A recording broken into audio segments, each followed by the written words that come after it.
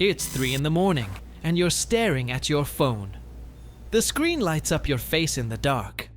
You've been reading the same message for 20 minutes and your brain still won't fully process what it means. 8 words. 8 words that just destroyed the life you knew.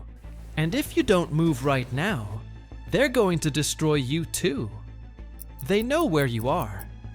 You have until tomorrow. 24 hours. That's what you have to stop existing. And I don't mean dying. I mean something considerably more complicated than dying. I mean erasing every trace, every thread, every digital breadcrumb connecting the person you are right now to the person you're going to have to become.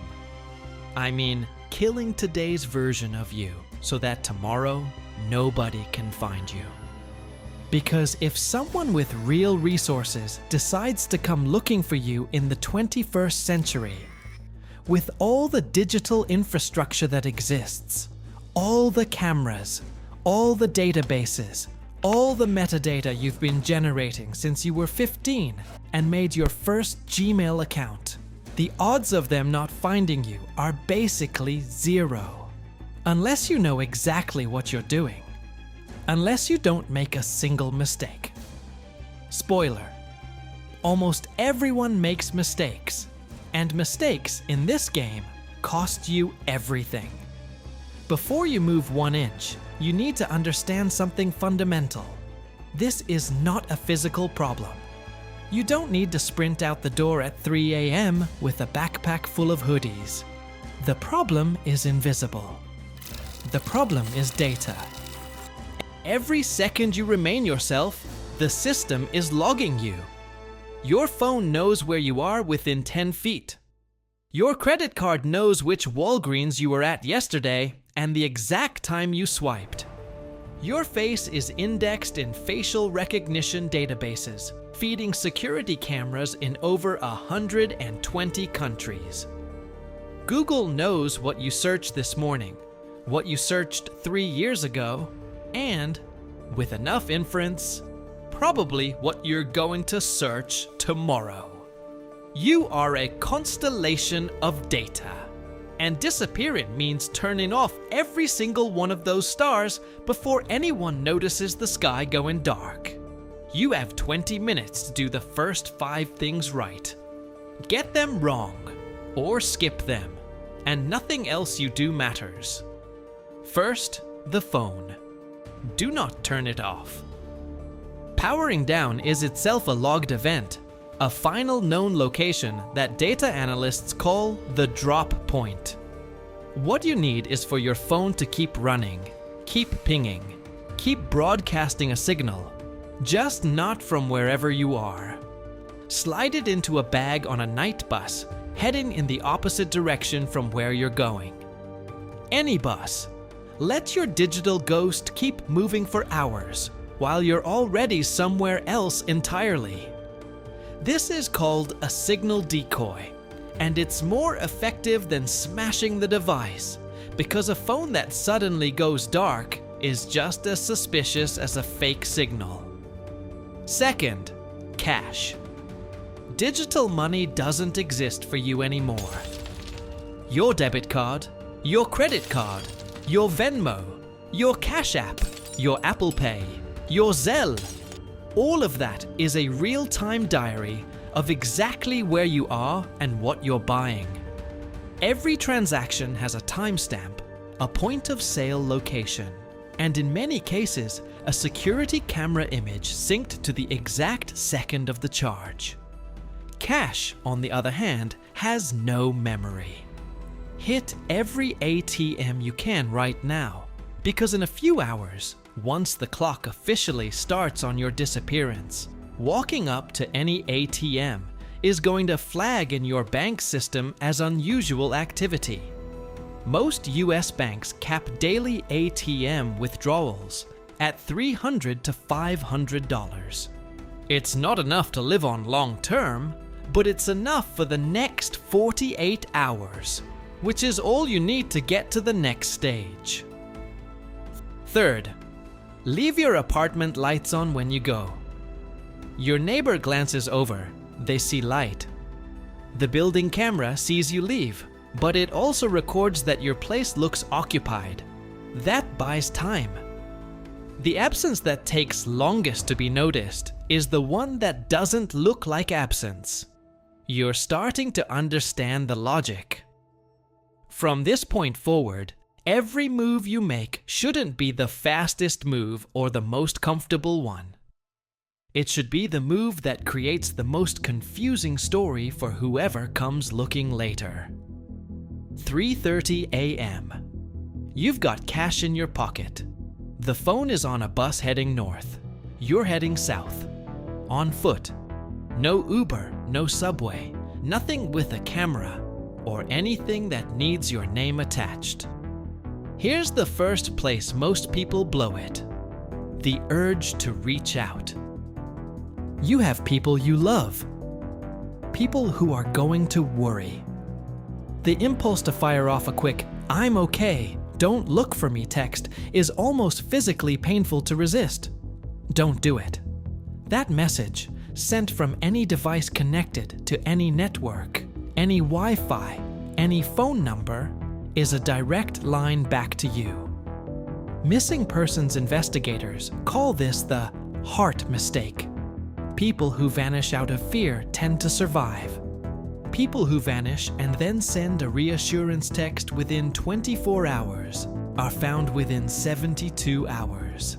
Every time you walk. It's 4 in the morning, and modern cities are not as empty as you think. Cameras on traffic lights, cameras on ATMs, cameras on bank exteriors, 24-hour CVS entrances, parking garages. In an average American city, there's roughly 1 surveillance camera for every 15 residents. In London, and you really don't want to be in London right now, it's 1 for every 11. Walk with your head slightly down. Don't pull your hood up or wrap a scarf around your face. That actually triggers evasive behavior. Flags in the automated video analysis software that dozens of cities have been running since 2018. Just don't look up at where you know cameras are. Cross the street. Take the long way around. Be boring and indirect and completely unremarkable. Here's what nobody tells you about disappearing in the 21st century. It's not a sprint. It's a chess match played in the dark against an opponent with more pieces than you, who doesn't know yet that the game has started. There's a concept that intelligence and security professionals call OPSEC, operational security. The term was born in the 1960s inside US military intelligence during the Vietnam War, when analysts realized the enemy wasn't cracking their encrypted communications.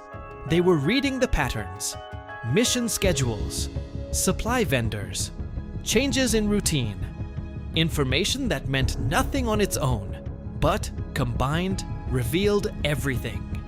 You have the exact same problem. Your routine, your spending habits, the places you frequent, the people you contact. All of it is information. And the information that already exists doesn't disappear just because you do. You don't just need to leave. You need to plant noise. You need the story of your disappearance to be so ambiguous that any investigator wastes weeks chasing the wrong thread in a tangled mess of wrong threads. By 5 a.m., you're at the bus station. You don't buy the ticket at the counter. There's a camera there and a name requirement if you pay by card. You buy at the self-service kiosk, cash. Last minute, right before departure. Where to? Doesn't matter. What matters is direction. Away from where you live, toward a mid-sized city where nobody knows your face and there's enough foot traffic to get lost in. A cash bus ticket runs anywhere from $12 to $30, depending on the distance. Best money you'll spend today. 7 a.m. You've arrived at your first transit city. 17 hours left before the clock hits 0. The sun is coming up and the world is waking around you. People heading to work, students, shop owners rolling up their shutters. You're a ghost walking among them. For now, this is what counterintelligence manuals call the identity construction phase, which from the inside looks less like a spy movie and more like trying to solve a jigsaw puzzle where half the pieces are illegal. To exist in modern society, you need documentation. To get documentation, you need other documentation. To have other documentation, you need an established identity. And your established identity is exactly what you're trying to leave behind. The system is designed to keep you running that loop forever. There are ways out of the loop.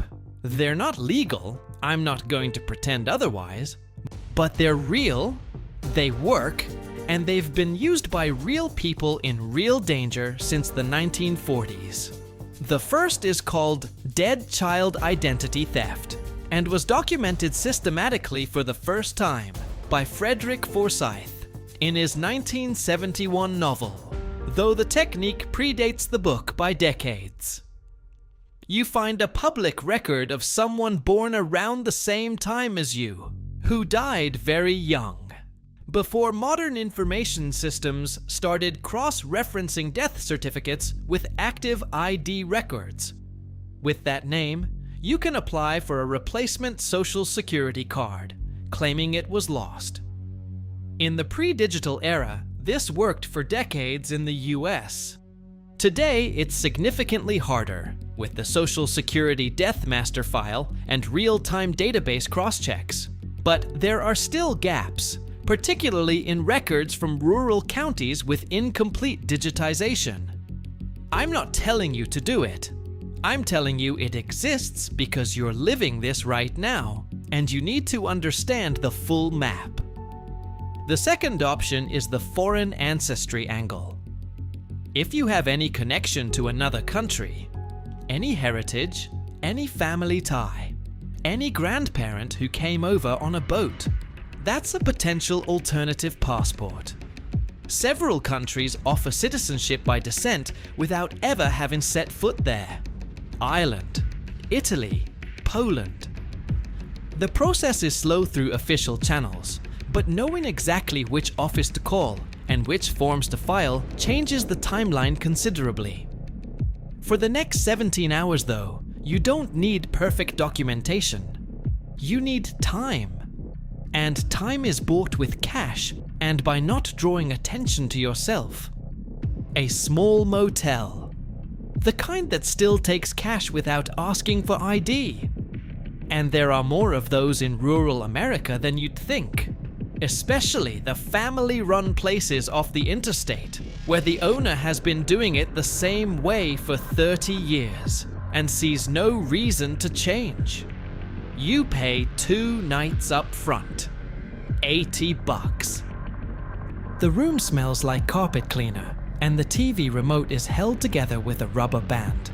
But there's a working shower and a door with a deadbolt, and right now that's worth more than the 4 seasons.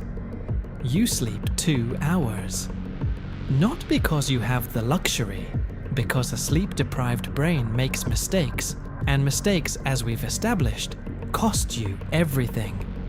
When you wake up, it's 10 a.m. You have 14 hours. Now comes the part nobody pictures when they imagine disappearing. The part movies always skip because it has no chase sequence and no Hans Zimmer score. Retroactive digital erasure. Your existence on the internet doesn't vanish because you leave. It stays right there. You're linked in with your photo and your entire work history. Your Instagram with 10 years of pictures that include, among other things, your car, your approximate home address, inferable from location tags, the faces of everyone close to you, and EXIF metadata embedded in every single image. GPS coordinates of the exact spot where you took the photo if your phone's location was on when you hit the shutter. And it was. It always is. From the motel's desktop computer, yes, those still exist, and yes, they're running Windows 10. You use a Wi-Fi network that isn't yours and isn't associated with any account in your name, and you start deleting. Social media first. The real deletion, not the deactivate account option that platforms shove in front of you because they're banking on you coming back, takes between 14 and 30 days to fully process on most major platforms.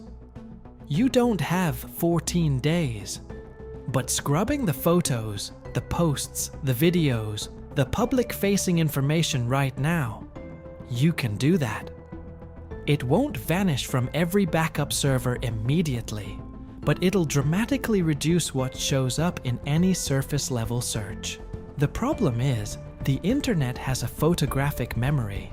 There's a service called the Wayback Machine that archives snapshots of web pages every few weeks. There are auto-scraping tools that save copies of public profiles. There are posts other people made where they tagged you, mentioned you, wrote about you, content you have zero control over. The idea of completely erasing yourself from the internet is exactly that, an idea. What you can actually do is increase the cost of finding you. Make whoever's looking work harder, burn more resources, spend more time. Every layer of noise you add is time you gain. Noon. You've been in that room for 4 hours, deleting your own history. Your hands smell like bad vending machine coffee. You're hungry. You walk to a convenience store, pay cash, keep it simple. A sandwich, a water, something with calories. Nothing that requires conversation or creates a memory. The people who disappear best are the ones who never give the cashier anything specific to remember. Not too friendly, not too weird, not too attractive, not too anything. Anonymity isn't invisibility. It's deliberate, practiced mediocrity. Back in the room. 11 hours left. There's something you need to deal with now, and it's the hardest part emotionally. The people.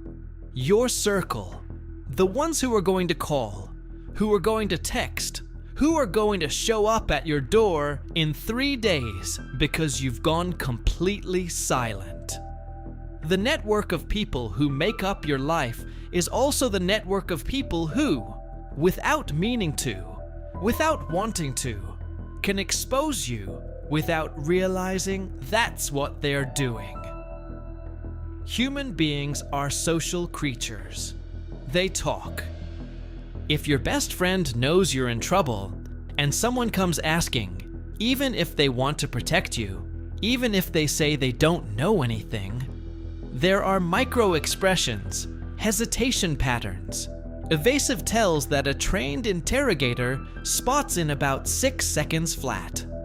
The safest thing for the people you care about, and for you, is for them to genuinely know nothing. You can't accidentally reveal what you don't have.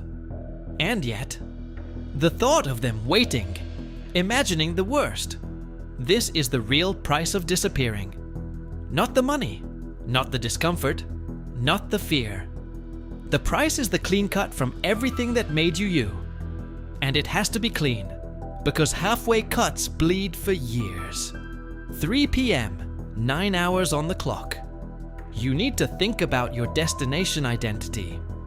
Where you're going matters, but not as much as the criteria. You need somewhere with thinner surveillance infrastructure, somewhere cash is still the default transaction, somewhere the social fabric isn't built around digitally verified identities. There are rural areas across the country where landlords still rent rooms on a handshake and a week's payment up front, where seasonal work in agriculture, hospitality, or construction runs on informal arrangements and nobody documents every hire. Small towns in the South, rural Appalachia, farm country in the Midwest, places where the administrative capacity to verify every transaction simply doesn't match the demand for workers. It's not the glamour that movies associate with going off-grid. There's no cabin in Vermont with a wood-burning stove and a rustic view. It's a room in someone's farmhouse where the owner is 73, needs the extra income, and has never in their life heard of Airbnb. It's picking up agricultural work. It's existing in the margins of the formal economy while you slowly construct the architecture of a new life. How long does it actually take to disappear for real? Specialists in the field, mostly former intelligence officers and private investigators who work voluntary missing persons cases, say the critical window is the first 90 days. If you go 90 days without a serious mistake, without contacting anyone from your previous life, without returning to anywhere you used to go, without using any traceable payment method, the probability of being found drops dramatically. It never hits zero, but it drops. After a year with no active leads, most private investigators close the case. Official missing adult cases, where there's no evidence of a crime, get cold fast and get minimal resources. After 12 months, you're not a priority for anyone. But before 12 months, you have to survive 90 days. And before 90 days, you have to survive the first 24 hours. 5 p.m. 7 hours. Here's something that every How to Disappear guide mentions, and almost all of them underestimate: the psychological component. The human brain is wired for social belonging, for recognition, for identity continuity. Severing all of those connections simultaneously in a matter of hours without preparation. It's not just logistically brutal. It's psychologically devastating in ways that don't hit you immediately. The first few hours you run on adrenaline. Fear is a hell of a fuel source. But when the immediate danger falls behind you and the waiting starts, the hiding, the in-between existence of no longer being who you were and not yet being anyone new, that's when the crash comes. Studies of people who've gone through witness protection, the closest institutional equivalent to a voluntary disappearance that exists, show that 73% of participants experience severe depressive episodes in the first year. Not from fear of physical danger, from grieving their own identity. You don't just lose your address. You lose your name. You lose your history. You lose the story of who you are that you've been writing your entire life. And yet, there's something strange that happens when you're far enough into it. Once you understand that what you thought of as you was largely a construction of data and external relationships, a narrative the world held about you more than something essential and unchangeable. Once you sit with that, there's a kind of vertigo that isn't entirely horror. It's also, though you won't say it out loud, a kind of brutal freedom. Nobody knows where you are. For the first time in your adult life, there is no camera, no algorithm, no system tracking you in real time. Your background noise in the global signal, you exist off the map. 8 p.m., 4 hours left. Second bus, longer route this time. You cross a state line, not at a major checkpoint, but through a smaller route where stops are less systematic. You get lucky. The driver barely glances at you, or doesn't glance at all. You are perfectly unremarkable, and unremarkable is invisible. You've got $250 in the inner pocket of your jacket and $40 in your front pocket, separated in case you lose one. You learn to do that within hours. To split your resources, to never put everything in one place, to think in layers of contingency that 48 hours ago you didn't know you needed. You sit in a diner in the first town on the other side and order a black coffee. You pay cash. You tip $2. Not memorable, not stingy. The waitress doesn't look up from her pad when she takes your order. And here, in this diner that has no connection to anything you've ever been, while your decoy phone is still moving on that bus somewhere hundreds of miles away, while your social media profiles are hollowing out on servers that will take weeks to actually purge the data, while the people who love you are starting to wonder why you haven't texted back.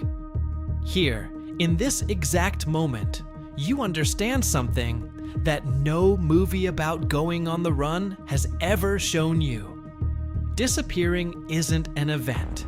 It's a decision you have to renew every single day for the rest of your life. 11 p.m. 1 hour. The cheap motel tonight has a marginally better mattress than this morning's. The owner, a tired-looking guy in his 60s with the college football mug on the counter, takes the cash without blinking. There's a whole parallel cash economy in this country that's been running quietly for decades, and tonight it's the thing keeping you alive. Tomorrow starts the long game. The new name, the new backstory, the new habits. Everything you did automatically because you were you. The way you ordered coffee, the route you walked home, the phrases you used in texts. All of it is now a recognition vector you have to relearn from scratch. Investigators who work identity replacement cases say the hardest part is never building the new identity. It's abandoning the behavioral fingerprints of the old one. People who disappear and get found are almost always found because it's a habit, a reflex, something from who they used to be that slipped through the cracks of who they were pretending to be. You order the same food you always ordered. You shop at the same type of store. You write texts with the same expressions and the same typos. One day you dial your mom's number on muscle memory before you've even registered what your hand is doing, and the phone is logged and geolocated in the system before you can hang up. The neurology of habit is the hardest enemy to beat in this game. It's 11:54. The sheets smell like generic fabric softener, and traffic from a city you don't know hums softly outside the window. Something in you starts to settle. Not peace, not yet, but the awareness that you did it. That the person you were yesterday at 3 a.m., reading that message with your phone lighting up your face in the dark, no longer exists in any active record, any live camera search, any query that returns useful results. That person is gone. Midnight. The clock hits 0. Did you disappear? Technically, yes. You're harder to find than you were 24 hours ago. But disappearing for real, disappearing in a way that holds, that lasts, that becomes an actual life instead of a permanent sprint, that takes months, years. It takes never making the mistake everyone eventually makes. Thinking that once the immediate danger passes, you can finally exhale. The 21st century was not built for people who don't exist in the system. Every time you need medical care, every time you want to rent an apartment legally, every time you want to open a bank account, or renew a license, or just cross a border with real checkpoints, the system asks you to prove who you are. And proving who you are with a false identity is a federal crime. You're not free. You're a fugitive with a different face. But tonight, that doesn't matter. Tonight, what matters is that the clock hit 0, and you're still here. The person they were looking for dissolved into the data noise of a civilization that generates 330 million emails, 95 million Instagram posts, and 4 million gigabytes of new data every single day. You're a needle that just jumped to a different haystack. How long does this last? As long as whoever's looking keeps looking. As long as your discipline holds.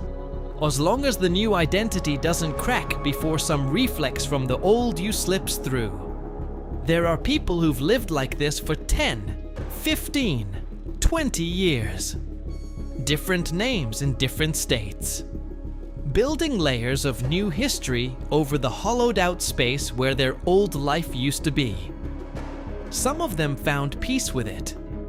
Others live in a kind of ongoing grief that doesn't have a name in any language, because it's grief for yourself, for the version of you left behind in that dark room, staring at a phone at 3 in the morning. Close your eyes.